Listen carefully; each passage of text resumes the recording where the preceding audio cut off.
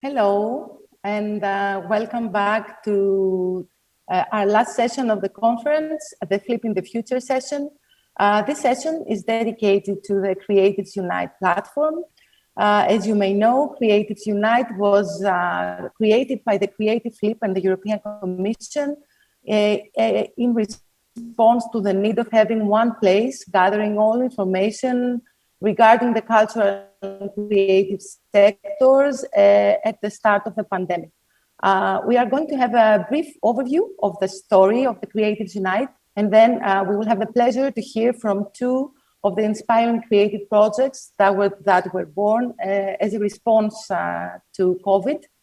And then we will complete this session looking towards the future of the Creative Flip project and the CreativesUnite platform.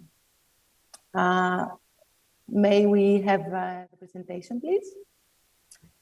Thank you. So CreativesUnite is an artists and creatives community COVID-19 resource platform. It is a platform by the cultural and creative sectors for the cultural and creative sectors. Next slide, please. CreativesUnite has been gathering in one place all initiatives and information related to the cultural and creative sectors in the EU and the world in response to the COVID crisis. Following a virtual meeting of the EU Ministers of Culture held on April 2020 regarding the COVID-19 pandemic, Commissioner Gabriel proposed the launching of a platform for the cultural and creative sectors to share information and good practices between themselves. And this is how the CreativesUnite platform was born. And in the next slide, let me explain how the platform works in short. The platform offers three different kinds of filtering information. You can search information by sector. You can set the sector of your interest. You can either search information by area. The platform has a European focus, but it also welcomes international initiatives. And then we have action, where you can search information according to the scope of interest. For example, we have stories, good practices, research and surveys, events, advocacy initiatives, tools and resources, funding, cooperation opportunities, and EU response. Next slide, please. Here we can see the diversity of different actors and initiatives that can be found in the platform. Next slide, please. Here you can see an overview of the visitors sorted by country of origin based on IP location. And to our next slide. Here we can see an overview of views sorted by action. As we can see, the most popular category is funding, then EU response follows, stories and good practices, tools and resources, organization and initiatives, events, cooperation opportunities, research and advocacy initiatives. Could we move to the next slide? Let me say that the platform was also welcomed warmly and supported by the cultural and creative sectors. And in the first 2 months of life, we were also happy to coordinate the United for a New Future conference, a high-level online event that initiated a direct dialogue between the cultural and creative sectors, Commissioner Maria Gabriel, and members of the Parliament and the Council. And next slide. On the 5th of May, 2021, we celebrated the 1 year of the platform. And according to the latest numbers, the platform now counts more than 39,000 visitors and more than 900 posts. We are very happy for this. And we would like to invite you now to watch a short video on the CreativesUnite 1 year anniversary.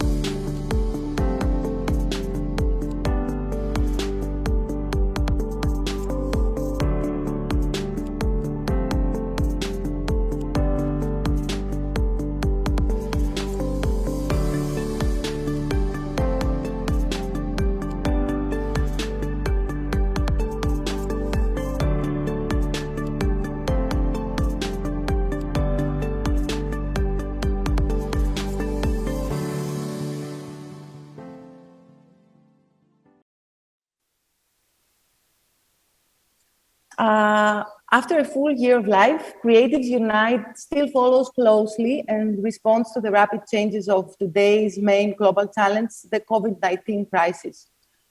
This time, the EU and the world are approaching the reopening phase that will lead the way towards a new future for the sectors.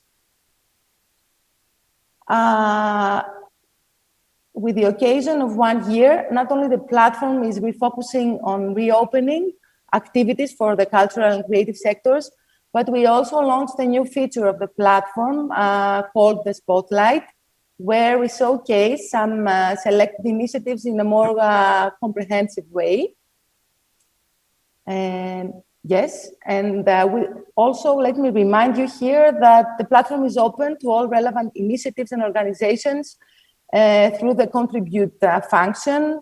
We would like to invite you to add any initiatives that are focused to the reopening phase of the cultural and creative sectors. And of course, feel free to follow us on social media and subscribe to the CreativesUnite newsletter to receive our news.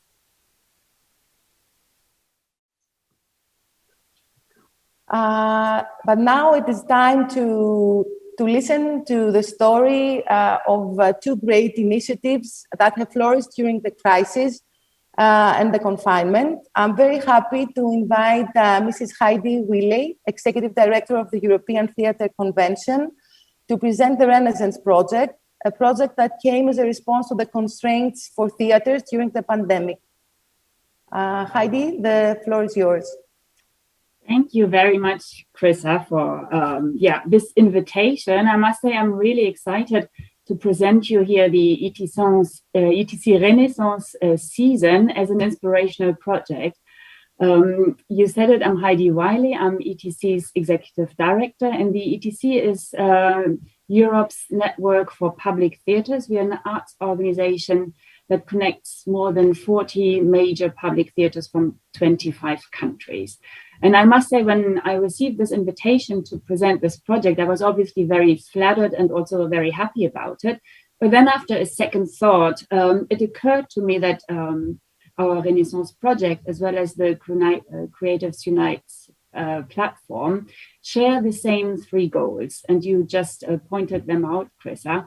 We wanted to give visibility to our sector's important role for society. We wanted to strengthen the capacity to overcome this crisis. And we also wanted to return with an even more united voice. But before I will now dive into all the details and share with you the behind the scenes thinking when conceiving this project that reached in only a little more than a month, 85,000 people around the world, let's take a look at what the ETC Renaissance season is. And film up.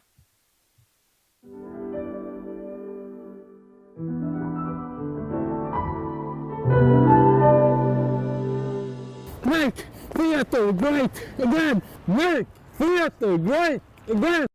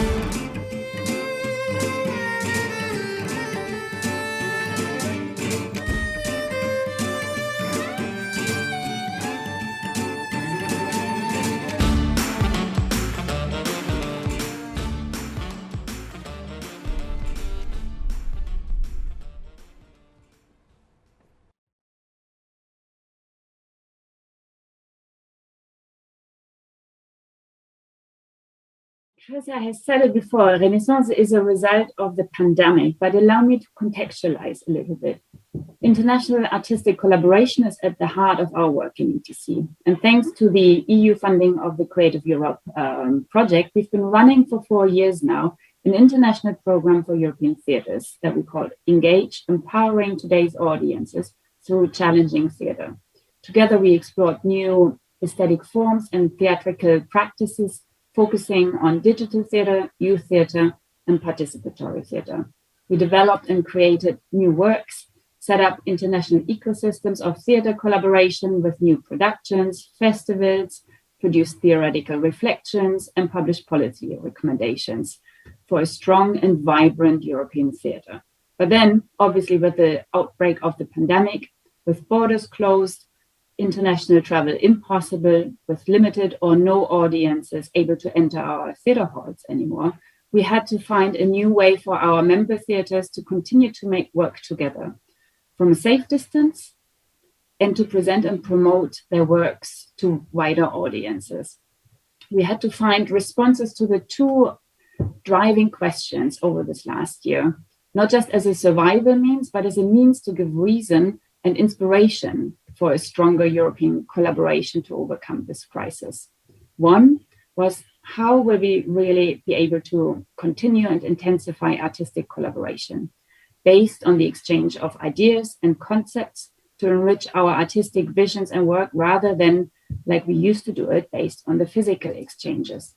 And second, how can we continue to be open spaces for European theatre, for diverse audiences, for public encounters that are so crucial for healthy democracies when we have to deal with the continuous restrictions due to COVID-19 measures, but also here in Europe, illiberal governments in their measures, and as well financial constraints. When then in the beginning of this year it became apparent that touring and traveling will still not be possible in the coming months or even until the end of this current season, we created the ETC Renaissance season, inviting our ETC members to join. And the result, Renaissance, became a major project tying together 22 theatres with very distinct approaches to the rebirth of the European theatre from 18 countries around the continent. We were inspired by the historical period of Renaissance, which was the complex and uneven explosion of creativity after what back at the time we used to call the worst pandemic in human history. But it was also back at the time of dramatic changes with brutal ruptures of societal patterns. And it was a time that led to a shift in European thought and introduced a new zeitgeist. So for us, it was important that this cross-European multimedia theatre project was perceived as a digital playground that stands for the rebirth of theatres in the virtual space, the only stages left for us to play with during the lockdown periods. And our goal was to experiment with the conservation of this time using digital media and the digital stage, mixed with the ephemeral experience of theatrical expressions. Any genre, any take was possible. The artistic choices were up to each theatre. And for me, the result is an extraordinary snapshot of the cultural community with plenty to say after emerging from a period of silence. We really, I must say, have been overwhelmed by the creative responses. You've seen it in this trailer. 250 artists came together from 22 theatres in 18 countries. They all have drawn on philosophy, fantasy, and the strain of living under the pandemic to produce an original series of 22 short films as a dramatic response to the Renaissance theme, projecting visions for the post-pandemic theatre. And content-wise, we have a huge variety of interpretations. Some are more story-focused, some use picture as a main medium to transport the message of theatres. And in the end, it becomes very apparent theatres and theatre as an art form invite to dream, to be political, to reflect society, and to escape to different worlds. Practically, we produced the project over 3 months and launched the ETC Renaissance season on Europe Day, the 9th of May, and then continued and released a new drama film every weekday for 4 weeks.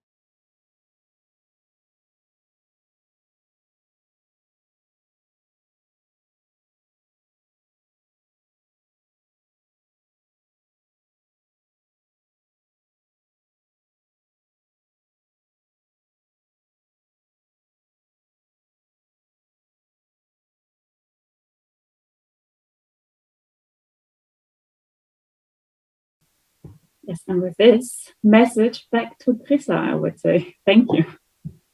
Thank you, Heidi, for this wonderful presentation and the really powerful video. Renaissance is a brilliant project, and the response of the creative was impressive, in my opinion, and really offered an opportunity to performing artists and theater professionals, to performing artists mainly, to express themselves after such a long time. But also participate in the wider community of artists that shared the same problems internationally because of the pandemic. May I ask, are there any thoughts for the continuation of the project, or did the project spark any new ideas for further synergies, maybe?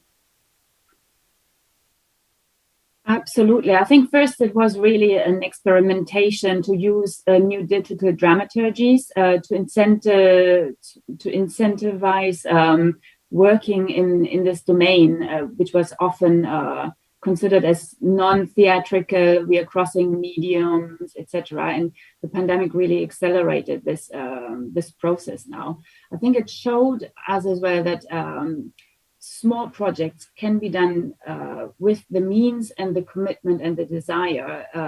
If everyone is convinced there is an added value to it with little means in a little short time. So this was also a new experience and a new result for us that we'll definitely also continue looking into in the future, how we can mix different genres, different disciplines, but also come together in a way that international collaboration is possible while we are not necessarily travel, also for reasons of sustainability, principles of rethinking really how we as a sector in Europe can be closer together while we are also focusing on our own settings within our own communities and what connects us, what can we share. So this was really a starting point from a joint concept, a joint idea that we then looked at from our own perspectives. And I think this is definitely something we'll take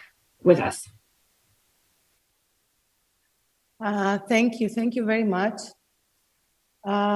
We will now travel to the other side of the Atlantic and have the opportunity to learn more on the Illuminate Cities project, a project initiated in New York City by Alexandra Payne and Domingo Abrusci. The project used COVID data through creative design to illustrate the effects of COVID on specific parts of the city and highlight the communities that were mostly impacted by the virus. Domingo and Alexandra, thank you for being here with us. The floor is yours. Thank you.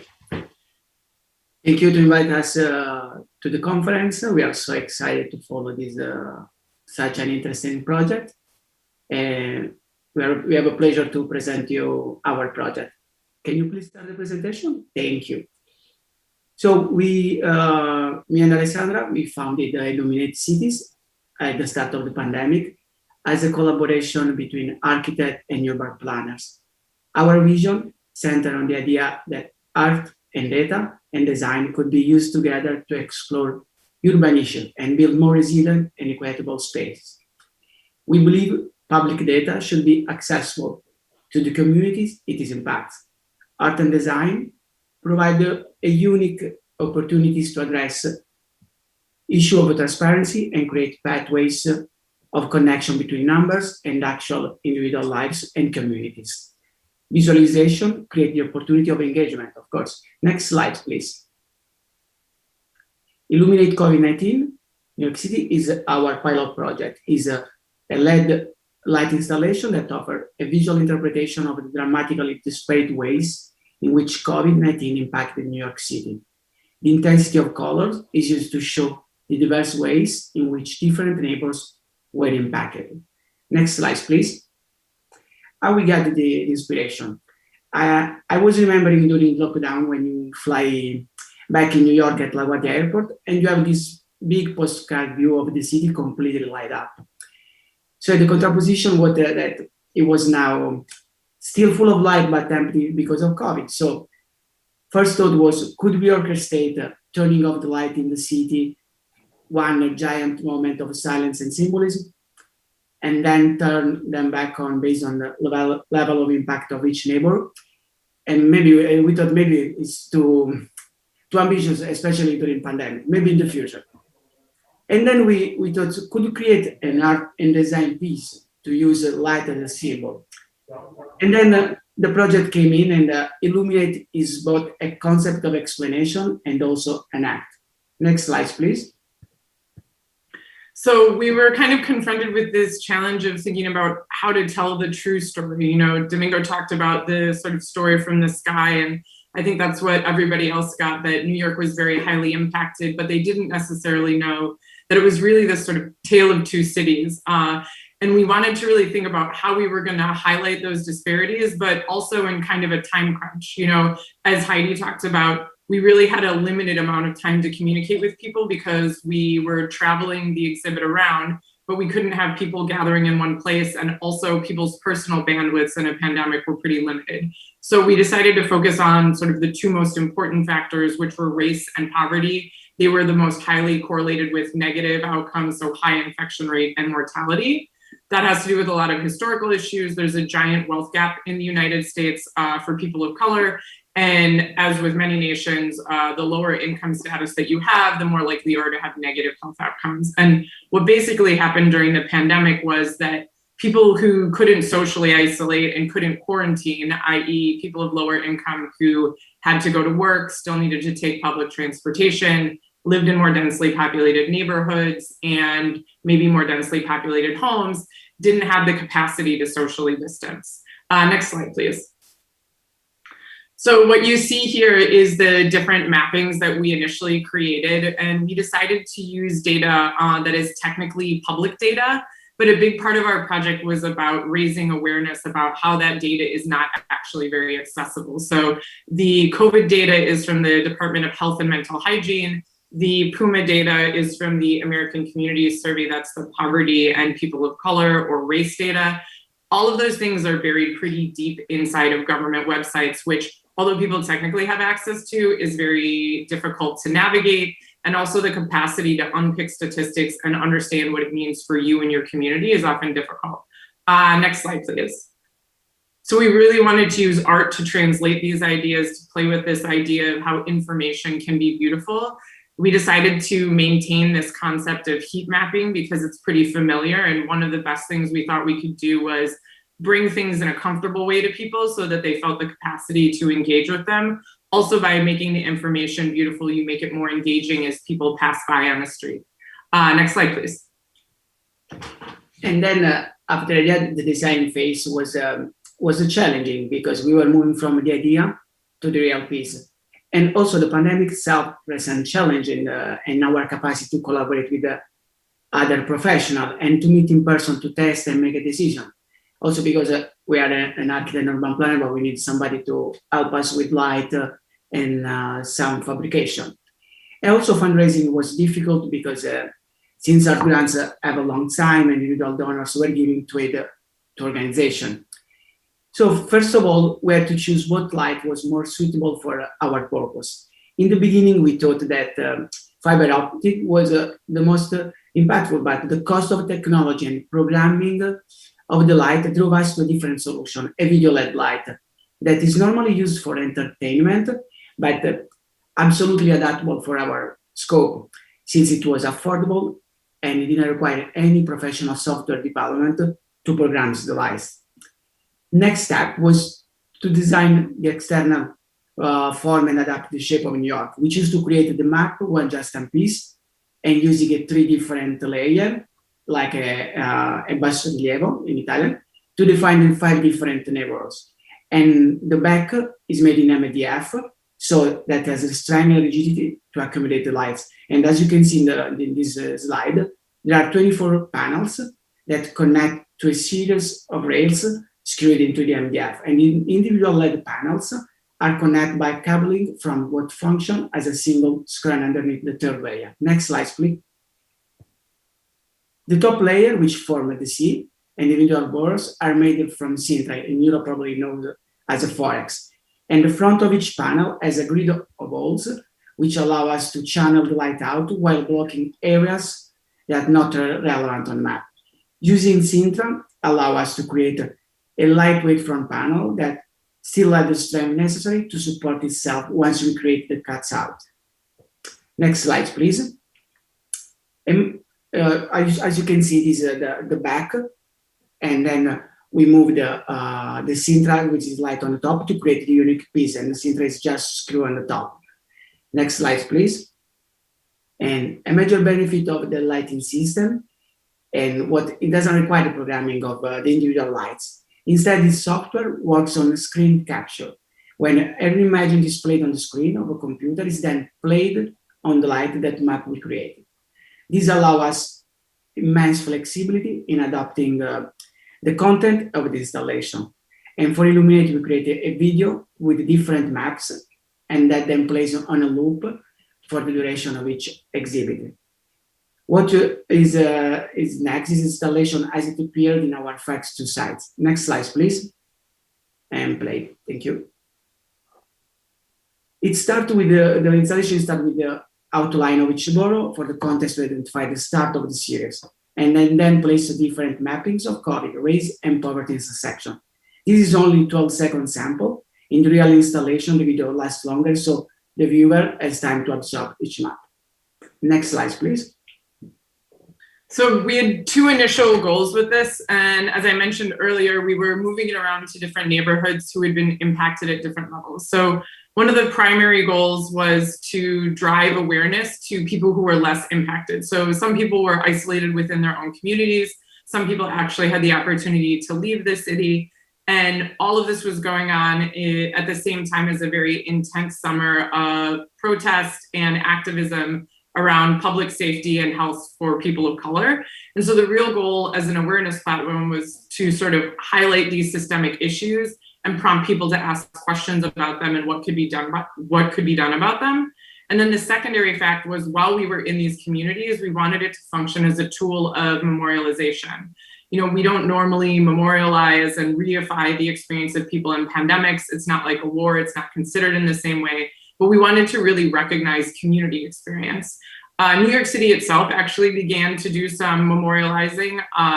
They had a giant service where they broadcast people's faces on the bridge. The MTA, which is our transit service, did a series where they showed the workers that had passed away under the pandemic. But all of these were very highly individualized. And we really felt that as a tool, Illuminate had this capacity to really show collective experience and thereby identify patterns. Next slide, please. One of the unintended upticks at the end of the project was our realization that this was a real tool for data democracy and data literacy. You know, in many large cities, especially within the United States, there's a very high level of disconnectivity, a very high digital divide. And in the pandemic, what that meant was people didn't really have access to the information they needed to help themselves and to understand the disease. And in everyday life, it makes it difficult for people to access the information that's supposedly about them. So we felt like this piece had the capacity to create clarity, to create understandability and comprehension of information. But we also felt that by moving it around, we literally provided physical access to people. The final point there is that often the shape of map and community mappings are used against communities. They're used to blame them for their own problems historically in urban planning. And we really wanted to think about how we could change that paradigm and switch this to be a tool for self-advocacy and for self-understanding. Next slide, please. So in moving forward and thinking about what we can do now that we understand how this piece works, we really are starting to work to identify other urban issues that we can delve into and also identify other cities with whom we can partner to build similar tools. So we have some partners in London and New Orleans, and then also in Milan and Rome. We would love to talk to the rest of you if you're interested about building tools for your city. We think this can be helpful in thinking about how you inform design, both from a spatial and social aspect, but also even from an architectural aspect. We're starting to develop some workshops with this as the centerpiece, both for youth and for communities, but also charrette style for higher education and for practitioners. Again, just as a new way of considering information and using art to translate it. In that aspect, we also think it could be a really helpful tool for community engagement and really newly envisioning what what community-informed design can mean.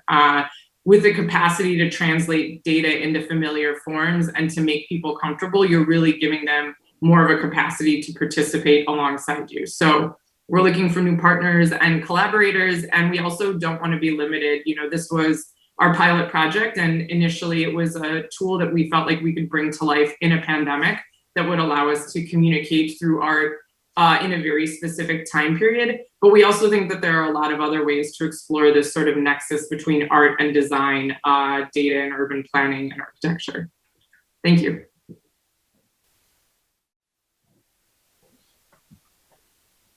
Thank you very much, Alexandra and Domingo, for the insightful presentation.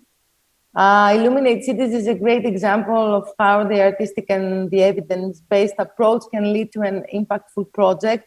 And also I grasped the line in your presentation saying information is beautiful, and I think that's an important message because it can help us better understand and use data. I had a question for you regarding next plans, but you kind of answered with your last slide that you already have plans for using Illuminate Cities as a start for using this, let's say, know-how and method also for different projects and for mapping and responding to different needs. Yeah, I think one of the beautiful things, and Domingo really touched on it when he was talking about the design part, is when we were building it and we were thinking about this kind of push and pull between the cost of the tool and what we'd be able to do with it in the future, because it works on screen capture, you know, as long as we can identify data sets, the backend is super flexible. And so we can really manipulate what we're doing to specific situations, to specific public contexts. You know, now that we know a lot more about building the form as well, you know, it's really easy to translate that to other shapes. And maybe it's not a city, maybe it's a region, you know. We can also do more pinpointed, it doesn't only have to be sort of color blocking and heat mapping. So I think the flexibility of the tool really means for us, we can think about the different levels of government we can partner with. And again, also Heidi pointed out that art is really kind of a tool for governance and for involving people. And I think that the flexibility of the design here also allows us to invite other people in, and to think about how communities can identify their own problems and work alongside experts and practitioners to solve those problems. And also, we believe also school, university, they should be involved, because most of the time these urban issues start in a school, and we needed to teach the young people how the things are now and how they could be improved with this kind of tool, and make workshop with university and school.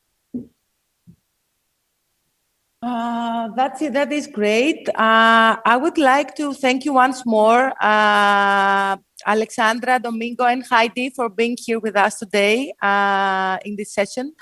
And I will quickly go back to the studio and invite now Dubravka, who is going to be taking us to the future of the Creatively project and the CreativesUnite platform. Dubravka, back to you. Hello everyone, once again from my side. It was really wonderful to listen to the presentations from the CreativesUnite platform. This initiative, this platform has really been, we're very proud of this project that kind of took place very suddenly once the crisis started, in a very kind of fast response to help out and satisfy the need which occurred to provide information and gather in one place all the information related to COVID. And I think just hearing from these two presentations shows us the wealth and really the different variety of types of intervention reaction from the sector. On the one side, we have the Illuminate Cities, which really points to the heart of culture as having the power to point out social issues, inequalities, and so the social role of culture. And at the same time, I'm really happy to have Heidi here with us, because we are looking towards the future, towards the renaissance of culture, of building back. And I think right now this is something really that we want to focus on in the future, in the coming period. But we're really happy to say that even though this is the final conference of Creative Flip, this story is far from over. In fact, we're really happy to announce that Creative Flip is going towards its new stage, and that CreativesUnite platform will indeed stay on. And not only that, but in the next phase of the Flip project, it will develop even further. So I would like to give the word now to my colleague Vassilis from European Creative Hubs Network to just say a few words about how the CreativesUnite platform will develop in the next few years. Vassilis. Hello again, everyone. Nice to be talking again about CreativesUnite. We are so happy about the development of this platform, and it has been evident for us that it is something that has been missing. I mean, uniting all creatives under one universe feels so important. We are so fragmented. So we always feel that there is a tool that is missing out there. And we have been kind of focusing and trying to understand from your input, your contributions, everything, what is needed out there. And we want to totally redevelop this platform into a universal tool to bring the communities closer together, but also to bring us information that we desperately need every day in order to accomplish our initial goals and ideas. So right now we are starting working with an amazing team to create a custom new infrastructure that will host a new era for the CreativesUnite platform. To begin with, we will transform into a proper application that will be accessible in all kinds of devices, which is really important. And we'll be able to have tools that will provide to all of us, for example, funding opportunities that we have noticed that are a top priority. It's visible also because the funding is the top topic also throughout the existing platform. We're now slowly working in taking all those kind of new steps that are needed. And also we are open in contributions and ideas. We will do in the future multiple sessions to collect also ideas and best practices from our active community. And of course, we will keep this editorial aspect that is right now evident that we all really need. So we will try to highlight all those kind of interesting activities that are available out there, and all these united in one spot. We want to create a one-stop shop for our common world. That's the idea behind it. And I'm quite confident that with your contribution, your active contribution is something that we're going to succeed on. Thank you. Thank you, Vassilis. And just to say, so the new phase of Flip will definitely build upon and work on everything that we've done so far in the first stage. So we're dealing with the topics of finance, access to finance for cultural and creative industries, of learning and skills, innovation, and intellectual property. So you will be hearing more from us, not just from all the outputs that are still coming out in the next weeks, but also once the new stage is on, and we will make sure to inform you and to keep you updated. With this, I would really like to thank all our speakers in this panel. And we will now take a very short transition break to welcome our speakers for the closing session. Mr. Niklas Ninas, MEP, Ms. Catherine Magnon from the European Commission, and Dr. Elke Kashelmoni from the Goethe-Institut to formally close the conference. Thank you very much. See you in a minute. Thank you.